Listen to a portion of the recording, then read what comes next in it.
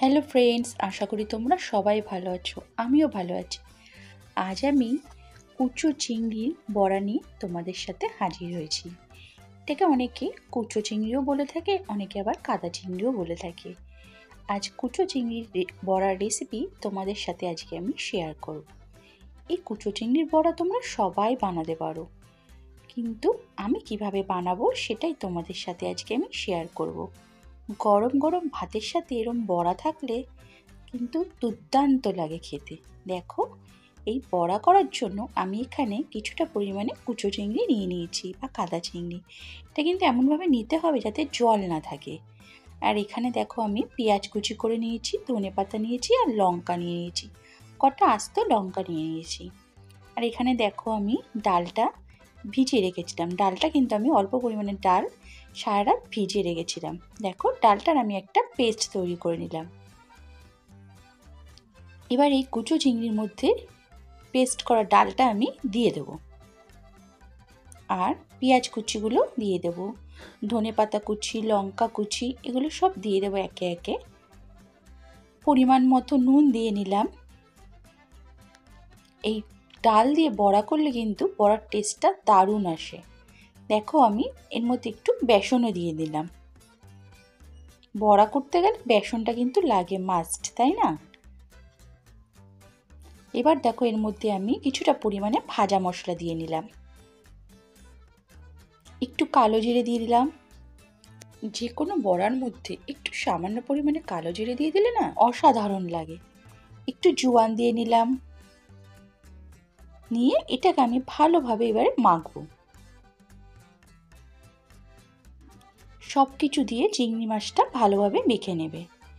চিংড়ি মাছটা কিন্তু যখন নেবে না, হাত দিয়ে একটু চেপে চেপে নেবে, যাতে চিংড়ি মাছের মধ্যে কোনো জল না থাকে। আর এখানে মুসুরির ডালটা ব্যবহার করা হয়। মুসুরির ডাল দিয়ে বড়া করলে বড়াটা কিন্তু মুচমুচে হয়। এবার মাখার সময় তোমরা যদি দেখো যে আমার টাইট যাতে না হয়, টাইট যাতে যখন না হলে তুমি আবার একটুখানি বেসন দিয়ে নেবে। আমার দেখো মাখাটা কিন্তু টাইট হচ্ছিল না, সেই জন্য আমি আরেকটু বেসন দিয়ে নিলাম।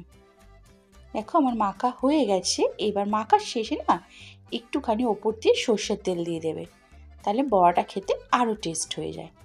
দেখো, আমি ওপর থেকে দেখো সর্ষের তেলটা দিয়ে দিলাম।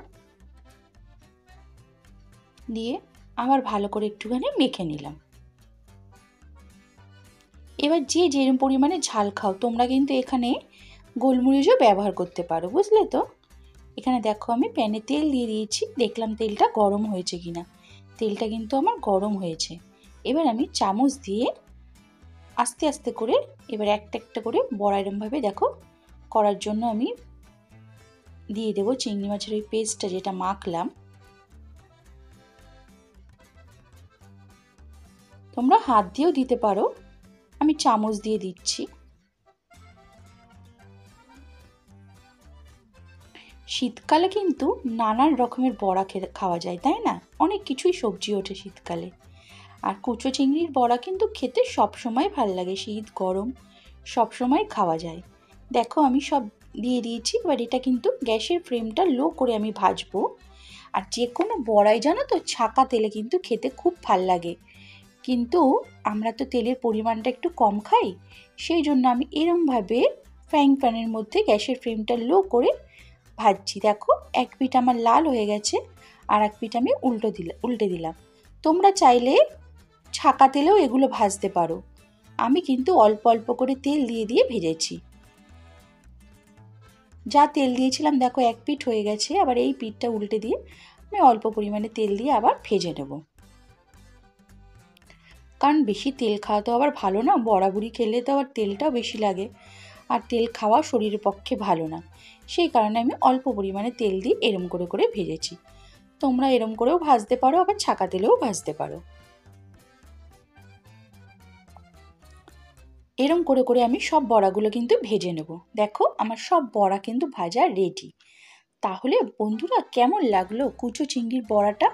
অবশ্যই কিন্তু আমাকে কমেন্ট করে জানাবে। আর ভালো লাগলে একটু লাইক ও শেয়ার করে দেবে।